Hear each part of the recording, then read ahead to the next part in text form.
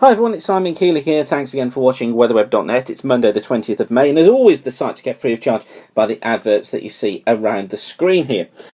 Now, forecast still looking as difficult to produce as it has been over the last few days. I was telling you yesterday about how tricky this was. This is the forecast from the NAO. So this is the North Atlantic Oscillation, the forecast of the NAO, I should say, from the GFS ensemble model. And just notice here how it's pulling things back into negative territory. So it's trying to bring back this idea of a more westerly flow coming in across the Atlantic. Now this is where rainfall is for Europe for the next week, and is there any indication there of a westerly coming back in? Well, no, because the westerly looks like coming back in probably after this particular date. But you can see here most of the wetter conditions down through the UK, through Scotland, down through eastern parts of Scotland. But these purple colours look again over Central Europe, down into Italy, the Balkans, and up into Germany. And also here you'll notice too into parts of Western Russia and across Scandinavia. Some really heavy periods of rain to come. And those purples and reds indicating totals upwards of 70 millimetres of rain. Some pretty heavy rain as well in the southern parts of the Mediterranean. So overall Europe is in for an unsettled week. Now with that NAO in mind, this is the chart for the 2nd of June, just to show you really what the change in pressure pattern is like. And you notice still got high pressure centred out here towards the west of Scotland by the 2nd of June. It's trying to pull in more of a westerly though through the Atlantic, but that westerly gets disrupted. You can see this trough here that's in the 500 millibar flow across those more central parts of Europe. So that's where that westerly gets interrupted. I think what it basically means for the British Isles is that always the west is going to be the best, and we will see these outbreaks at times across these more eastern and southeastern areas. I don't think that the fact the NAO is going westerly is going to have too much of an impact on, isn't going to have too much of an impact on the British Isles, apart from that rain affecting northern and western parts of Scotland perhaps, and also the southeast and perhaps parts of the East Anglia at times as low pressure systems just get flung around off the continent.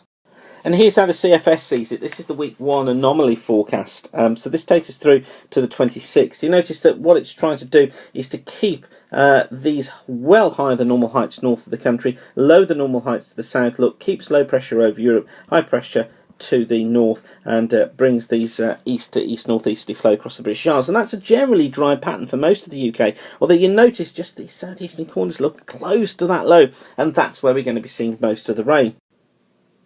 And then as we head into week 2, well, week 2 strengthens this trough across Central Europe. Look, this is taking us up to the 2nd of June. Low pressure there. The high out to the west, high out to the east. And what that's showing is this ridge that we just saw on the chart there building in, but then this deep trough forming across Europe. So this is the idea of these eastern coasts of the UK seeing some rain at times, but the west generally trying to stay in the better conditions. So the CFS backing it up, and if only we could get rid of this trough further east or further south, then we'd be having much drier conditions across the whole of the country.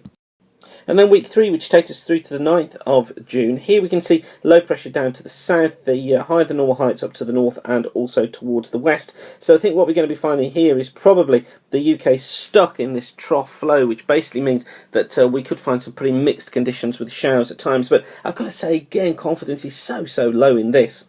And then as we just look at week 4, this is up to the 16th of June. Notice that what it's trying to do here is to get the trough back into the west, high pressure to the north, and this would bring unsettled conditions again through most of the British Isles during that middle part of June. Although, once again, I stress, confidence is really low on this. The only reason I'm showing you this is just to try and keep you updated as to what the chart's trying to do at the moment. But the overall message from this is that the weather is still in unforecastable mode. I really am hoping this settles down in the next few days. But it's going to be my colleague Gary Nicholson who takes you through the next few days, and he'll be keeping you updated with the videos every single day. So do come back and check. If you follow us on Twitter at Weather School, and you can also follow us on Facebook by doing a search for Weather School too. So thanks again for watching. Remember that we kept free of charge by the adverts you see around the screen here, and by you coming back and using the site. It's that generates the revenue that keeps us free of charge. So whatever you're doing, have a great day and keep the sun shining. Bye for now.